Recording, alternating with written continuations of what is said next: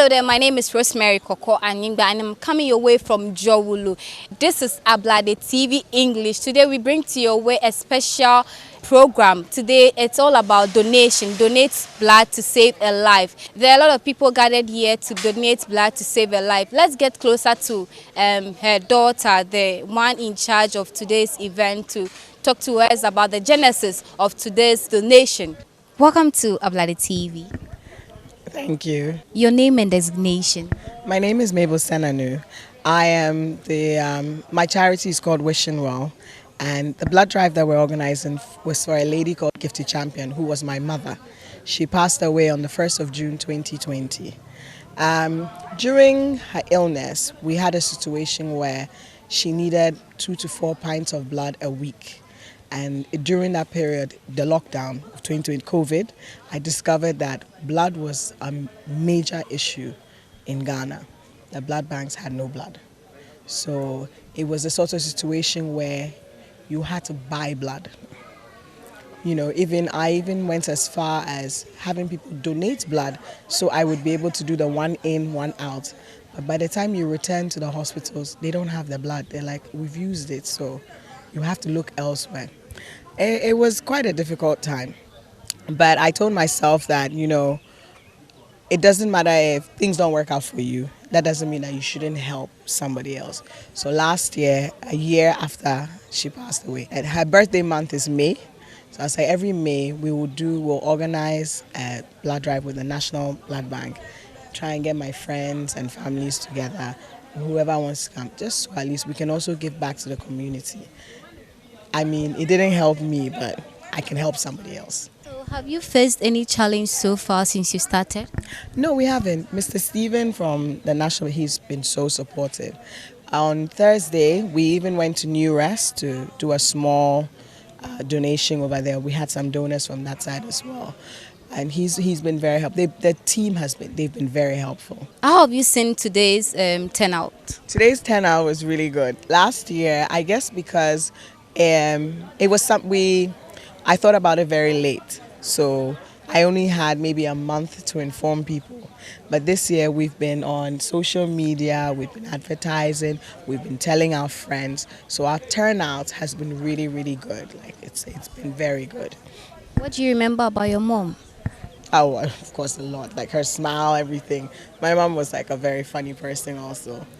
Is there something you'd like to share that I haven't asked you? Well, I think the only thing I want to share is that we really do have a crisis in this country. And I really do think that as many people who can, just go out there and do a donation. You never know when you might need it or somebody in your family might need it. It's a good thing to give blood. It does help. And I do encourage people to please go out there and donate as much as they can. Thank you very much. Thank you too.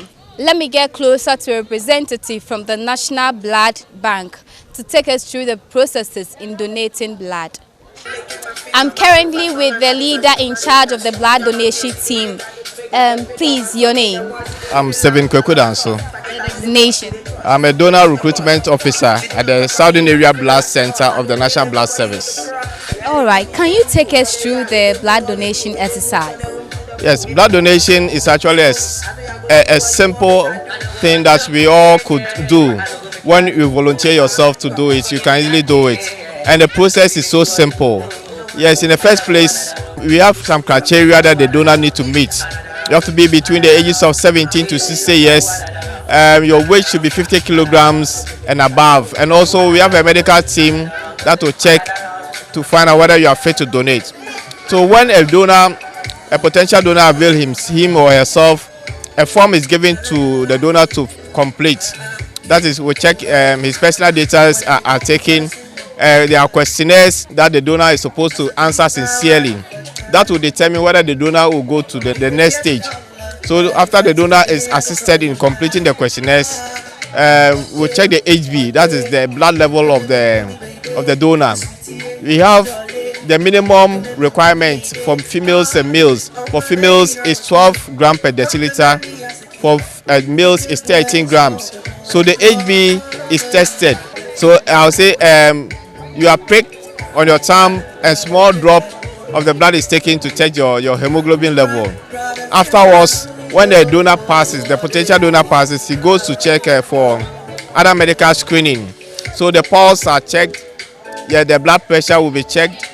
The weight, as I was saying, minimum weight is 50 kilograms, and also other questions will be asked, because the safety of the donor is paramount to us. So is the safety of the recipient of the blood.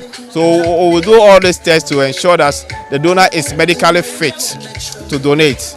Afterwards, if the donor passes the screening, a bag is given to the donor with a special identification number, and yes, the nurses assist the donor to lie on the couch, and within 10 to 15 minutes, this donor is done with the donation, and afterwards he's refreshed and can go back to his normal duty.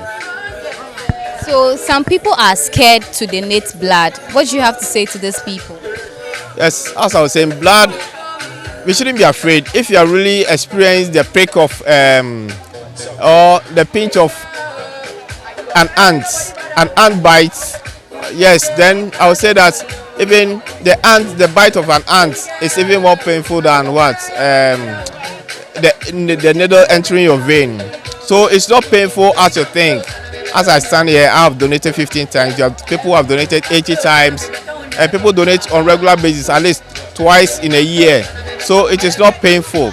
And people too are scared of the quantity of blood that we take. Actually, the volume of blood in an average adult is about 5 to 6 liters. It's basically about a gallon. And research has shown that even if you have 4 out of the 5, you are okay. So the blood that people donate, I would say excess blood in their system. So you donate and you will not experience any bad thing unless the person has a hidden illness or condition that was not sincere to us. But people donate and go and they are fine, they are fit. So people should not be afraid to come in to donate. Yes, so you ask yourself, the one who is also lying at the hospital taking about 4 units of blood within 2 weeks, within some 15 minutes you'll be able to donate. And just psych yourself. You just need to psych yourself and avail yourself, and you'll be a hero or a champion after the donation. After the 450 ml of blood is taken from you, all what you need to do is to take in more fluid. You don't need any special diet, and within 24-48 hours the volume of blood that you lost will come back to its original state. But for the red cells, it will take some time, more than a month, and the red cells that you build up will come back to its state. Our body system is such that when you lose that level of blood, it rejuvenates the body cells, the bone marrows, even the hand, the heart, and all the systems. Work hard to also rejuvenate the volume of blood that you lost. So it's a good thing. It's like somebody exercising the body. You exercise, you have enough rest, and later on you build up new muscles, and so that's how the blood donation is. It's a good thing that we all need to support. Thank you very much. If you are not donating, then you are not helping to build a nation. Let's now hear from some participants, including relatives of late GIFTY champion, to share their experience and how they see today's event so far. Welcome to Ablade TV. Thank you very much. Your name and designation? My name is GIFTY Lomomenu. I'm a Reverend Minister by calling, and I'm associated with this program because of the personality involved. We do a lot of memorials when people pass. We have a lot of celebrations, but this is a celebration. This is a memorial that is beneficial also to the community because it's about donating blood. The life is in the blood. So what's your expectation at the end of today's gathering? I'm expecting that we would have made a lot of contribution towards the blood bank. We're going to donate part of it to the Kolebu Blood Bank. People usually have to donate blood before they are also giving out blood. So if we have this as part of the reserve to it will also help those who cannot afford or for any reason cannot donate the blood before they also are recipients of it. So it's a community thing. It's something that will benefit the community, and it's in the true spirit of who we are celebrating. She was such a people person. She loved people. Anytime somebody was in trouble, she'd be the first to rush to see her. So this is something that I think it's a worthy memorial in her honor. So if you had to give your analysis about today's stand-up, what do you say? I think it's been good. I don't have the final figures, but what I've seen so far, I think it's encouraging. And I think a lot of people too have some fears and misgivings about giving blood. But if more education is done about giving blood and what you have to do, it's not a big deal. It's not a big deal. If you are within a certain age, if your blood count is within a certain range, why not? Hey, you could save a life. You could save a life. If someone is watching you now, what do you have to say to the person? Oh, if you are within the range, if you are healthy, your blood count is above a certain level, please donate and save a life. It could be the life of a relative or somebody your next door neighbor, or somebody who would also intend to save your life one beautiful day. Is there something else you like to say that I haven't asked you? I think you've covered almost everything, but I want to say, hey, Christians particularly, we know that the life is in the blood. If you have to give a pint of blood to save somebody, Jesus shed all his blood on the cross of Calvary for all of us. If we have to shed one pint, if we have to share one pint, please, if you are in within the capacity or the ability to do it, go ahead and do it. You reap your blessings. Thank you very much. Good job.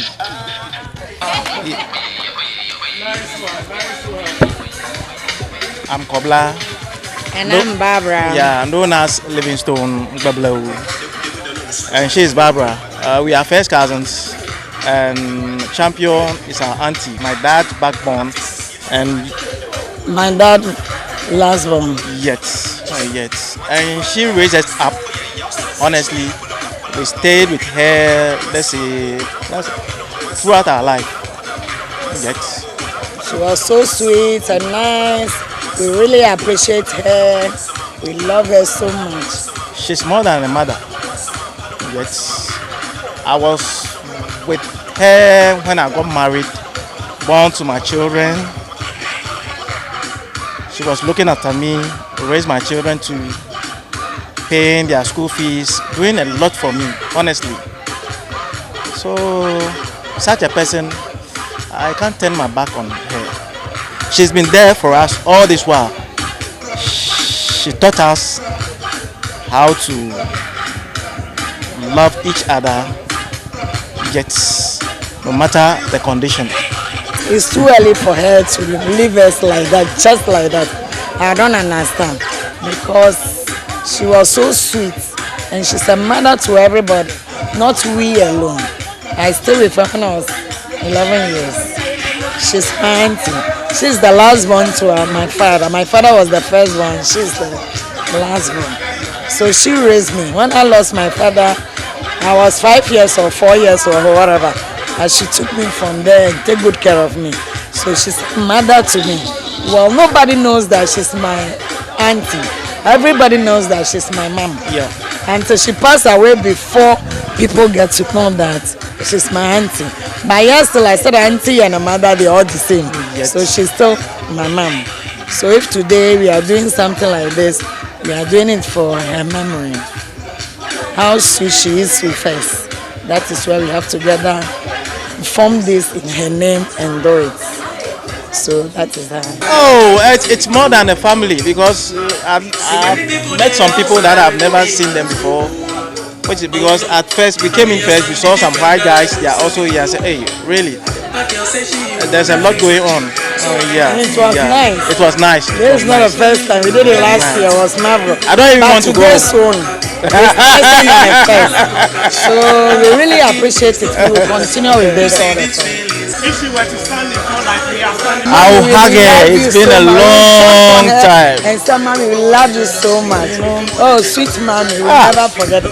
That is how her name is Champion One. No Yeah, sir. no sir. Yeah. Yes, it's now time to speak to the donors. I can see them lying down, their facial expression. Let's get closer to them for them to share their experience. What's your name? My name is Simone. How do you feel having donated blood to save someone's life? Feels pretty amazing. Yeah. I know there's a lot of blood shortage in Ghana, so this is my little way to give back to the country. How often do you donate blood? This is probably my second time. I did once last year at this same program, and then so this is my second time. What's the experience like? It's a little bit scary, but it's not too bad. Like the anticipation of it is scary, but then the process is actually quite straightforward. And I had an amazing nurse to support me, so it's cool.